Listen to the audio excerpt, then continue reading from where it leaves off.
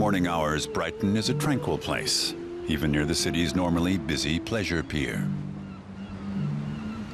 Local residents like painter Jeremy Sanders enjoy the winter months when Brighton has time to relax. The majority of tourists, some 8 million a year, come during the summer.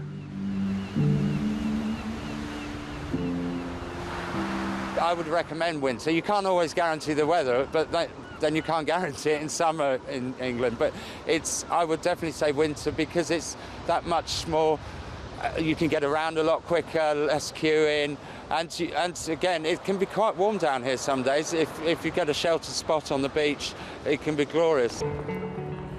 Brighton is often referred to as London by the Sea.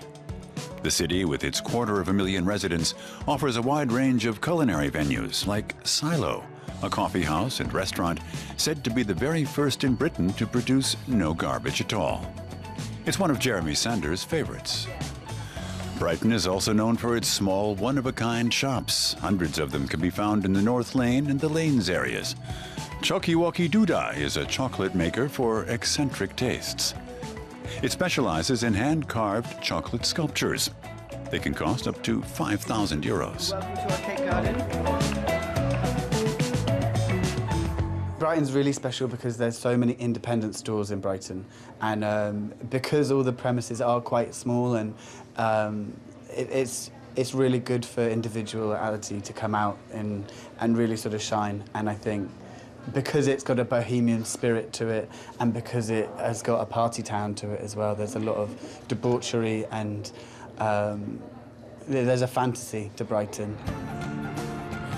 The Royal Pavilion is one of Brighton's most imposing landmarks. In the early 19th century, King George IV had the royal seaside residence rebuilt in the form of an oriental palace. The architecture and Chinese-style interiors bear witness to the king's rather excessive lifestyle.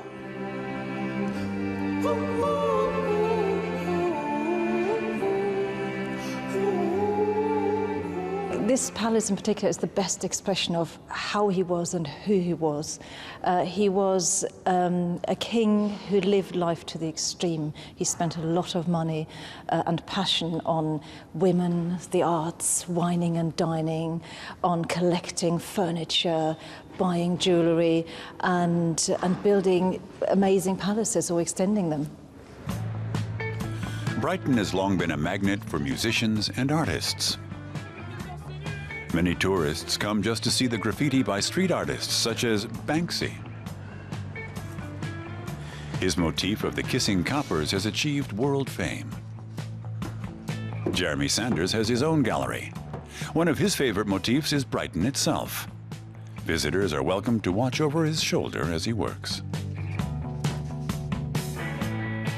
It's the colours in Brighton. All along the seafront, you've got every different colour with all the carousels.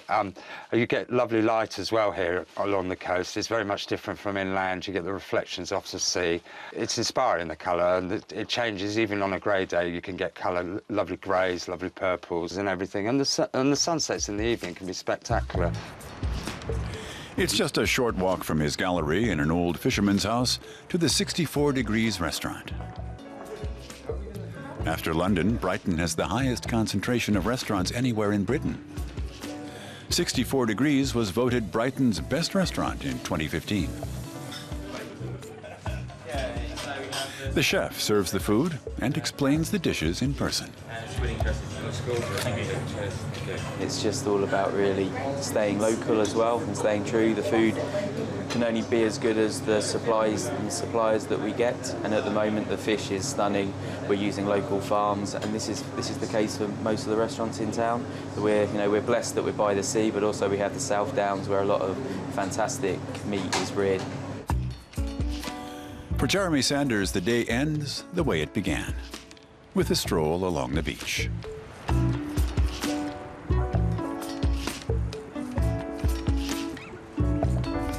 What's nice about in the winter, you see some great storms. It's an attraction at the weekend for people to come down here because they see the murmurations of the starlings, but they also come down to see the incredible sunsets as well. Brighton in winter. when nature itself offers the finest spectacle for a seaside stroll.